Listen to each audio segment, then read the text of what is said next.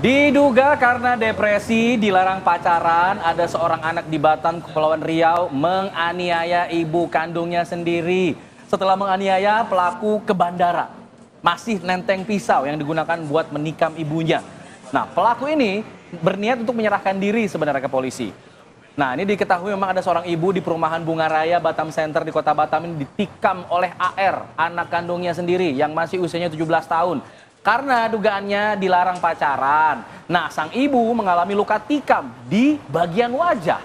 Peristiwa yang menggemparkan warga Batam ini bermula pada Minggu pagi dan sang ibu membangunkan AR, pelaku yang juga anak kandungnya untuk sholat subuh.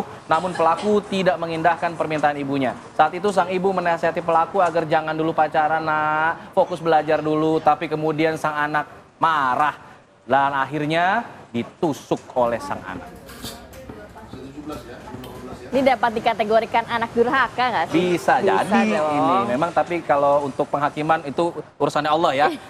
Tapi ini yang menarik adalah sang ibu tetap datang ke sana membawakan baju kabarnya, Betul. membawakan makanan. Nah, kita akan mendalami mengenai hal ini dengan AKP Tetio Nardianto, Wakasat Reskrim Polresta Balerang. Selamat pagi Pak Wakasat Reskrim. Assalamualaikum Selamat pagi, Pak Tetio. Selamat pagi. Baik, Pak Tetio, jadi ini sudah ada laporan kepada pihak kepolisian ya Pak ya? Dari sang orang tua berarti yang melaporkan anaknya sendiri ya? Benar, Mbak. Jadi benar pada tanggal 23, memang orang tua dari ANS ada melaporkan atas kejadian yang menimpa dirinya. Karena ditikam oleh anaknya sendiri. Anaknya sendiri.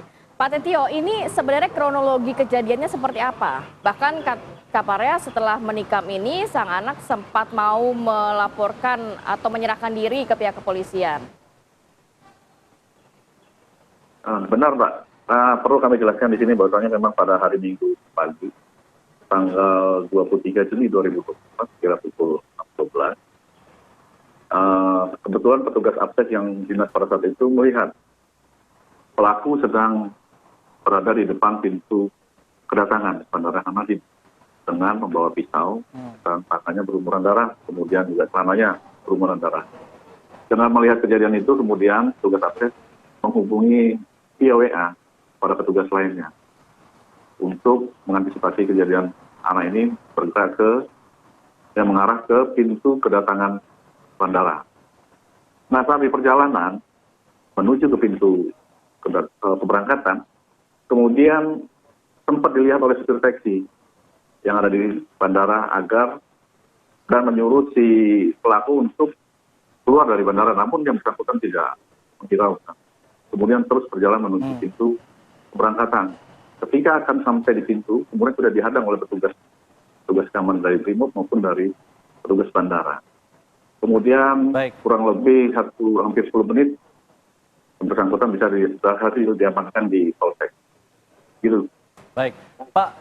Ini ancaman hukumannya seperti apa, Pak? Kalau kita lihat nih sepertinya laporan masuk dari ibunya sendiri, tapi misalkan di tengah jalan sang ibu berubah pikiran, mencabut laporannya, apakah pidananya masih akan terus berlanjut atau bagaimana? Baik, Mas. Jadi sekarang masih kita proses terkait apakah anaknya depresi atau tidak. Termasuk pemeriksaan oleh dokter dari Rumah Sakit Bayangkara dan hari ini menunggu hasilnya. Kalau untuk dari yang dilaporkan ini tentang KDRT. Ya. Bisa saja nanti mungkin ibunya bisa mencabut karena di sini ada restoratif justice. Tapi untuk saat ini masih dalam proses, Pak. Baik, terima kasih banyak AKP Tetio Nardianto, Wakasat Reskrim Polresta Balerang sudah berbagi informasi dan waktunya. Kita ya berharap kan ini kan sebenarnya konflik keluarga ya, semoga bisa diselesaikan secara baik-baik saja. Baik, kita jeda dulu pemirsa, kita akan kembali dengan informasi seputar sidang pra-peradilan dari tersangka kasus pembunuhan Vina Peggy Setiawan yang mestinya digelar Senin kemarin, ternyata ditunda jadi pekan depan. Apa alasannya? Kita akan bahas di sini di Apa Kabar Indonesia Pagi.